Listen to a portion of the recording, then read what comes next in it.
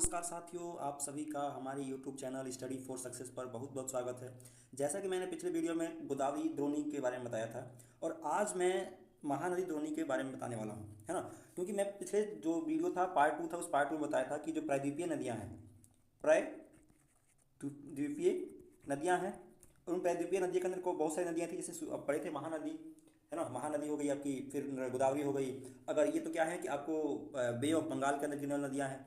जब दूसरी नदियाँ कौन कौन सी थी, नर्मदा और तापी। नर्मदा और तापी, ये नदियाँ क्या थी, ये नदियाँ जो दोनों अरब सागर में जाकर आपस में अरब सागर में जाकर गिरती थी। ठीक है, तो आज हम लोग क्या पढ़ेंगे, आज हम लोग कल पढ़ चुके थे कि गोदावरी द्रोणी के बारे में। आज हम पढ़ने वाले हैं महानदी द्रोणी के बारे में। किसके बारे में, महानदी द्रोणी। ठीक है, जैसे कि हमने गोदावरी द्रोणी को गोदावरी नदी को दक्षिण गंगा भी कहते हैं। आज हम पढ़ते हैं महानदी। और महानदी आपको बताए थे कि जब भी हम नदी द्रोणी पढ़ते हैं तो उसके अंदर चार चीज़ पढ़ते हैं। एक उसका उद्गम स्थान, दूसरा उसकी लंबाई, तीसरी उसकी सहायक नदियाँ, और दूसरा और चौथा क्या था उसका अपवाह क्षेत्र। तो देखिए महानदी का जो उद्गम स्थान है वो क्या है, छत्तीसगढ़ की उच्च भूमि है। क्या है, छत्तीसगढ़ की उच्च भूमि से महानदी का उद्गम होता है। दूसरा वो कहाँ जा गिरती है, तो बे ऑफ बंगाल में जाकर नदी मिल जाती है। इसकी लंबाई 860 किलोमीटर है। ये बताए थे कि चार चीज़ जरूरी है, और चार चीज़ में पहला उसका उद्गम स्थान, दूसरा उसका लंबाई, ये लंबाई हम लोगों का। तीसरी चीज क्या चीज बताए थे कि अपवाह द्रोणी। तो अपवाह द्रोणी देख लीजिए, इसके अंदर अपवाह द्रोणी इसका विस्तार कहाँ से कहाँ तक है, तो इसका विस्तार है महाराष्ट्र, छत्तीसगढ़ और झारखंड उड़ीसा में है। और ये जो नदी द्रोणी है उसके नाम क्या है, कृष्णा। कृष्णा नदी का जो उद्गम स्थान है वो महाबलेश्वर के निकट, यानी पश्चिमी घाट के महाबलेश्वर के निकट एक स्रोत से निकलती है, जिसकी लगभग लंबाई जो है 1400 किलोमीटर है। कितनी है, लगभग लंबाई इसकी 1400 किलोमीटर है। इसकी कुछ सहायक नदियां हैं, वो भी याद कर लेनी है। तुंगभद्रा, कोयना, घाट प्रभा, मूसी और भीमा, ये इसकी सहायक नदियां हैं। इन सहायक बताए थे कि नदी द्रोणी के अंदर जो चार चीज़ इंपॉर्टेंट है, उसमें सबसे जो इंपॉर्टेंट चीज़ है वो सहायक नदी ही है। सबसे इंपॉर्टेंट क्या है, सहायक नदी, और साथ में उसका उद्गम स्थान। बाकी दो जो है वो तो आपको ऑप्शन भी हो सकते हैं, लेकिन ये दो जरूरी हैं। क्या, उसका उद्गम स्थान जहां से वो नदी निकल रही है, दूसरा उसकी सहायक नदी। पूछ लेता है सवाल भाई आपसे कि निम्न में से कौन सी नदी, निम्न में से निम्न में से कौन सी नदी नदी कृष्णा की सहायक नदी नहीं है, कृष्णा की सहायक नहीं है। तो आप क्या करेंगे, इसमें चार ऑप्शन दे देगा आपको, और इनमें से क्या, ये इनमें से तीन ऑप्शन दे देगा, और एक इनमें से तीन ऑप्शन ये रहेगा, और बाकी दूसरा कोई दे देगा।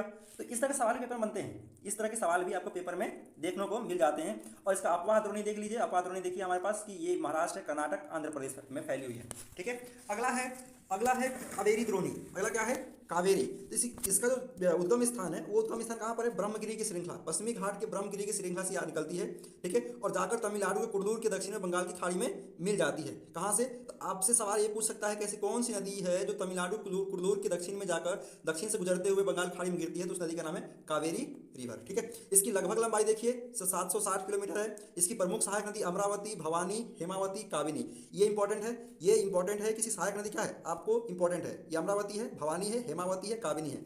इसका नदी द्रोणी आपको बस तीन राज्य याद करने हैं, एक तमिलनाडु है, केरल और कर्नाटक। अब यहाँ पर देखिए कि जो भारत में सबसे बड़ा जलप्रपात है वो कावेरी नदी द्वारा बनाया जाता है। किस पर है, भारत का सबसे बड़ा जलप्रपात कावेरी नदी के द्वारा बनाया जाता है, जिसका नाम है शिव समुद्रम।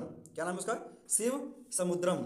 ठीक है, चलिए अगला है, हम लोग देखते हैं कि यहाँ पे कि अब इसके अंदर देखिए और छोटी छोटी कई सारी नदियां हैं। जैसे यहाँ पे देखिए दामोदर, ब्राह्मणी, बैतरणी, स्वर्णरेखा, ये सारी जो नदियां हैं जाकर बे ऑफ बंगाल बंगाल की खाड़ी में गिरती हैं। तो ये भी याद रखना है कि जो दामोदर नदी का या तो उससे क्या पूछेगा कि दामोदर नदी कहाँ किस जाकर सागर में गिरती है, अरब सागर में या फिर बे ऑफ बंगाल में। तो आपको याद रखना है कि दामोदर नदी, ब्राह्मणी, बैतरणी और स्वर्णरेखा, ये तीनों ही नदियाँ बे ऑफ बंगाल यानी बंगाल की खाड़ी में जाकर मिल जाती है। ठीक है, यहाँ पे कुछ डू यू नो यानी क्या आप जानते हैं ये दिया गया है। इसके अंदर वही चीज़ दिया गया है कि धरती पर 71% पानी है, और उस 71% का भी 97% पानी क्या है, लवणीय। लवणीय का मतलब है सॉल्टी, यानी नमक जिसके अंदर पाया जाता है। केवल 3% पानी ही जो क्या है, स्वच्छ जल है। और 3% पानी में से 3/4 यानी 3/4 भाग, 3/4 भाग क्या है, वो हिमानी यानी बर्फ के रूप में है। किसके रूप में है, बर्फ के। यानी केवल 1/4 भाग ही हमारे पास स्वच्छ पानी के रूप में उपलब्ध है, जिसको हम क्या कर सकते हैं, इस्तेमाल कर सकते हैं, जो नदियों के अंदर है, तालाब के अंदर है, भौम जल के अंदर यानी धरती के नीचे है। ठीक है, चलिए आगे देखिए यहाँ पे। और अब अगला हम लोग इसके अंदर टॉपिक, अगला टॉपिक क्या है इसके अंदर, अगला टॉपिक है झील। देखिए भारत के अंदर जो कई तरह के झील, भारत में बहुत सारी झील हैं, लेकिन जो आपको पढ़े होंगे कि दो तरह की झील होती है। क्या होती है, खारे पानी की झील, ये क्या होती है, खारे पानी की झील। और ये क्या होती है दूसरी वाली, मीठे पानी की झील। अगर पढ़े झील के प्रकार तो कई सारे होते हैं, जैसे क्रेटर निर्मित झील हो गया, प्राकृतिक झील हो गया, है ना, प्राकृतिक झील हो गया, है ना, मानव द्वारा निर्मित झील हो गया, तो कई तरह के झील हैं। ठीक है, तो हम लोग अगर उसके पानी के धार पर बात कर देखें तो खारे पानी की और मीठे पानी की झील होती है। ठीक है, तो आगे यहाँ पर देखते हैं कि हमारे देश के अंदर कई तरह की झीलें होती हैं, बहुत सारी झील हैं। ठीक है, जैसे नैनीताल के अंदर बहुत सारी झीलें होती हैं, जितने भी ताल लगा होता है, भीमताल या फिर ताल, जिस भी झील के लास्ट में ताल इस्तेमाल करते हैं वो सारी झीलें क्या होती है, नैनीताल के अंदर पाई जाती हैं। कहाँ पाई जाती हैं? नैनीताल के अंदर पाई जाती है। ये एक ट्रिक भी याद करने का है। ठीक है, चलिए, तो यहाँ पर देखिए एक और चीज़ लिखा गया है, झील का डेफिनेशन क्या है। झील का डेफिनेशन दिया गया है कि पृथ्वी की सतह के गर्त वाले भागों में जहाँ जल जमा होता है उसे झील कहते हैं। क्या कहते हैं? ये इंपॉर्टेंट है, इसको अपने नोट्स में लिखिएगा कि पृथ्वी की सतह के गर्त वाले भागों में जहाँ जल जमा होता है, गर्त का मतलब गड्ढा, गड्ढा में जहाँ जल जमा होता है उसे झील कहते हैं। और दुनिया में सबसे बड़ी झील क्या है? कैस्पियन सागर झील है। किस क्या है? कैस्पियन सागर झील है। दुनिया में सबसे बड़ी झील क्या है? कैस्पियन सागर झील है। और कुछ और झील का नाम यहाँ पर दिया गया है, मृत सागर और अरल सागर। ठीक है, चलिए, अब यहाँ पर देखिए जो झीलें हैं उसका तो इंपॉर्टेंस ये है कि हम क्या करते हैं, झील का इंपॉर्टेंस क्या है कि वहाँ पर पर्यटन के लिए इस्तेमाल होता है। जैसे कि हमारा जो जम्मू कश्मीर है, जम्मू कश्मीर में डल झील है, और डल झील का इस्तेमाल क्या होता है, हम लोग पर्यटन के लिए करते हैं, यानी लोग वहाँ पर घूमने जाते हैं उसके अंदर। ठीक है ना, घूमने जाते हैं। चलिए, यहाँ पर देखिए कई सारी चीज़ बताया गया है कि मानव निर्मित झील भी होती है, जैसे हम लोगों ने बनाया हुआ है गांधी सागर झील, नागार्जुन सागर झील, ये सब क्या है? मानव निर्मित झील है। क्या ये? मानव निर्मित झील है। बात समझ आ गया? चलिए, आगे यहाँ पर देख लिया और कुछ, यहाँ पर देखिए कोलेरू झील, इन झीलों को लैगून झील बोलते हैं। लैगून, चिल्का झील, पुलिकर झील, कोलेरू झील, ये तीनों क्या होती हैं? तट से सटे होते हैं ना, तटीय क्षेत्रों में होते हैं, जिसकी वजह से क्या बोलते हैं इसको? लैगून झील बोला जाता है। अंतर्देशीय भागों वाले देखिए, राजस्थान के अंदर भी एक झील पाया जाता है, जिसका नाम है सांभर झील, जो भारत में सबसे बड़ा लवण जल का उदाहरण है, लवण जल का स्रोत है। ठीक है, इसका निर्माण, इसका जो पानी होता है उसका निर्माण हम लोग नमक बनाने में करते हैं। अब देख लीजिए यहाँ पर डल झील, भारत में सबसे बड़ी मीठे पानी की प्राकृतिक झील है। डल झील, भीमताल झील, नैनीताल झील, लोकटक झील, बड़ा पानी झील। अब ये सबसे इंपॉर्टेंट क्या है? डल झील तो जम्मू कश्मीर के अंदर है, भीमताल झील आपको नैनीताल में है, नैनीताल यहाँ भी दिया गया है, लोकटक झील मणिपुर में। सबसे ज़्यादा सवाल पूछता है, इस लोकटक झील को फ्लोटिंग झील भी बोलते हैं, तैरता हुआ झील, फ्लोटिंग झील। ठीक है ना, ऐसा कौन सा झील इसको बोलते हैं? फ्लोटिंग झील, तैरता हुआ। क्या बोलते हैं इसको? तैरता हुआ। तो याद रखेंगे, इसी को लोकटाक झील को ही तैरता हुआ झील बोलते हैं। ठीक है, और बड़ा पानी जो झील है वो क्या है? मेघालय के अंदर पाया जाता है। बड़ा पानी झील जो क्या है वो मेघालय के अंदर पाया जाता है। और ये सब के सब क्या है? मीठे पानी के स्रोत हैं, मीठे पानी की झीलें हैं। ठीक है ना, यहाँ पर इस झील के अंदर मीठी पानी पाया जाता है। आपको बोले हैं कुछ कि जब बांध बनाते समय भी हम क्या करते हैं, कुछ झील का निर्माण कर देते हैं। जैसे देखिए यहाँ पर एग्जाम्पल दिया गया है, गोविंद सागर झील, इसको बोलते हैं मानव निर्मित झील। क्या बोलते हैं इसको? मानव निर्मित झील। ठीक है, ये भाखड़ा नंगल नदी के पीछे बना हुआ है ना। ऐसे कई सारी नदी हैं, जैसे नागार्जुन सागर बांध झील, नागार्जुन सागर झील है, इसमें कई सारी जवाहर झील है। तो ऐसे बहुत सारे झील हैं जिसको मनुष्यों ने अपने जरूरतों को पूरा करने के लिए बनाया है। जैसे हम लोग बांध बनाते हैं, यहाँ पे ये बांध बनाते हैं तो इसके पीछे बहुत बड़ा जल की इकट्ठा हो जाती है, इसको हम झील बोल देते हैं। क्या बोलते हैं इसको? झील बोल देते हैं। और इस झील के पानी क्या करते हैं हम लोग? विद्युत उत्पादन में करते हैं। तो यहाँ पर वही चीज़ लिखा गया है, यहाँ पर वही चीज़ लिखा गया है, देखिए कि जल विद्युत उत्पादन के लिए नदियों पर बांध बनाने से भी झील का निर्माण होता है।